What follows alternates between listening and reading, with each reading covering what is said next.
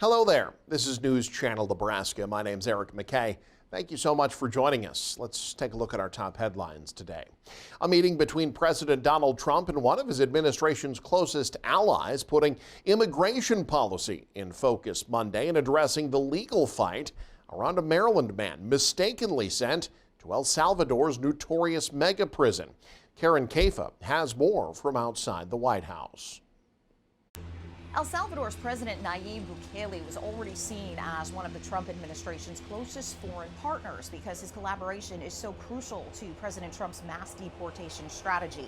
And a big question for the two leaders as they met at the White House on Monday surrounded a Maryland man mistakenly deported to El Salvador, whose wife identified him in a photo from an El Salvador mega prison. I'm really happy to be here, honored, and eager to help. Bukele is very popular back home for the moves he's made to reduce crime in El Salvador, but he's also raised objections among human rights organizations for his approach, including suspending civil liberties to go after gangs.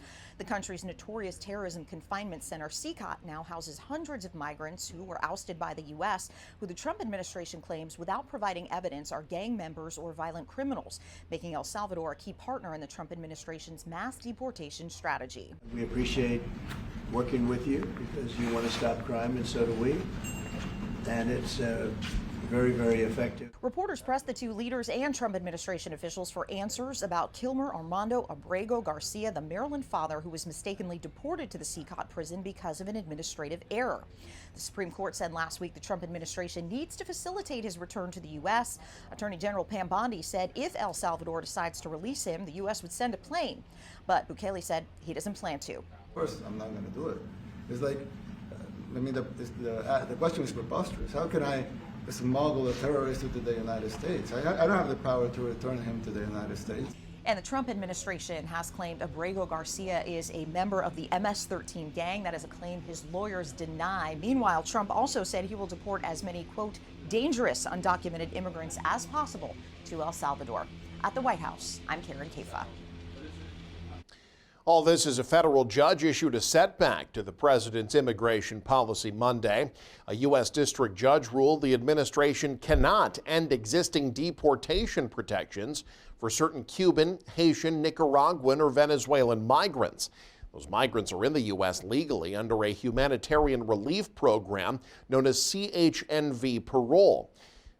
The judge said the administration's effort to suddenly end that program violates the Administrative Procedure Act. As a result, existing protections and benefits for hundreds of thousands of migrants will remain in place. The program was scheduled to wind down after 2 years. When the next severe weather event happens, don't get caught in the dark. Power your kitchen, HVAC, and communication systems with a Jackery solar-capable generator. Just click on our YouTube affiliate shopping tab and you're on your way. Closer to home, a man serving decades in prison for the death of a toddler in southeast Nebraska has lost his appeal. The Nebraska Court of Appeals affirmed the denial for post-conviction relief for Jake Gonzalez on Tuesday. Gonzalez convicted in 2021 of 2 counts related to the death of 2-year-old Holland Siedschlag at a Fairbury apartment. Gonzalez filed for post-conviction relief in February of last year, submitting several arguments that he had ineffective representation at trial. That filing was denied by Jefferson County District Court last May and upheld by the Court of Appeals on Tuesday. Gonzalez is currently serving a 70 to 80-year prison sentence. A young man struck by an SUV in central Nebraska was life-flighted to Good Samaritan Hospital in Kearney.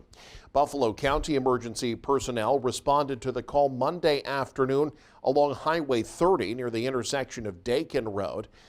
Authorities at the scene said the 20-year-old had suffered multiple broken bones, road rash, and was bleeding from his head and face. Authorities did say at the scene he was alert and able to answer some commands at the scene. His condition has not been updated. Preliminary investigation shows a vehicle with a trailer was broken down on the side of the road when another vehicle stopped to help the 20-year-old among the people helping when another vehicle, driven by a 64-year-old woman from Elm Creek, hit him. A spotlight being shined on Fairbury Public Schools over the past few months, with more than 24 employees leaving at the end of the year. Members of the community spoke at the latest school board meeting on Monday, saying that turmoil has manifested misrepresentation, mistrust, and miscommunication. Tim Hackett has more.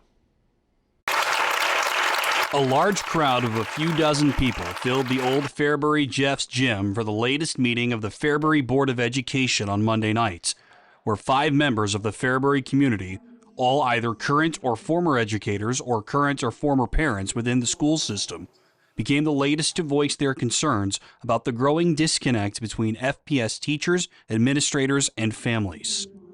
So whatever has happened this year, we need to talk to each other and figure out a step forward, because we cannot afford to lose fabulous, fabulous teachers we are letting slip through our fingers. There will be more than 25 new people in roles across the school district when the next school year begins. Between the last 2 meetings, the board approved resignations of a dozen employees, including a couple of administrators. Superintendent Devin Embry has said that nearly all of those open positions have already been filled.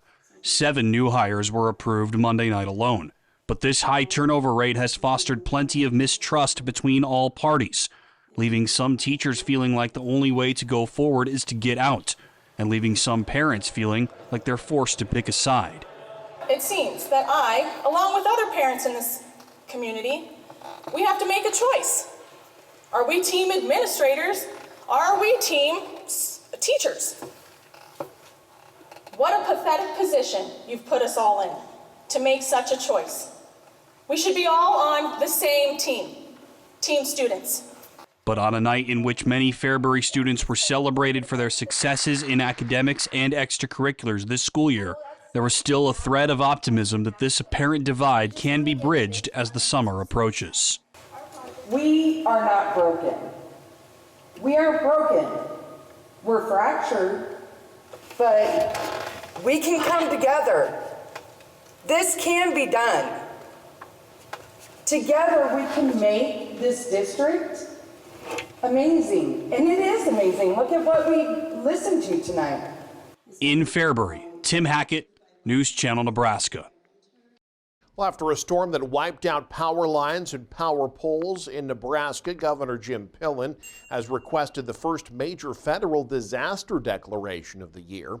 The governor's office saying he's requesting nearly $65 million for the damage suffered when more than 1,700 power poles went down over a stretch of 160 miles. Because of all those downed lines, about 200,000 people found themselves without power for some period of time, with folks within Norris Public Power District having to wait more than a week to get electricity back to their homes, even as companies called in for help from outside the region. Some emergency management agencies and members of the power companies said at the time it was the worst damage they'd seen in decades. This was the first financial request made by the governor to the federal government this year. The pushback against wind and solar development in Nebraska continues. Monday, the Lincoln County Commissioners voted to extend their county-wide moratorium on new wind and solar energy systems. The 18-month ban on new development was initially approved back in October of 2023.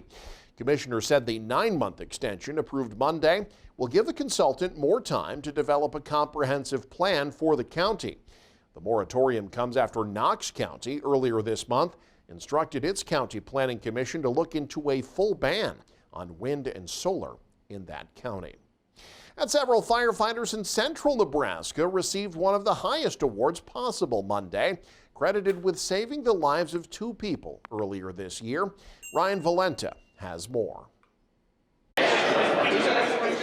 Firefighters are usually humble people.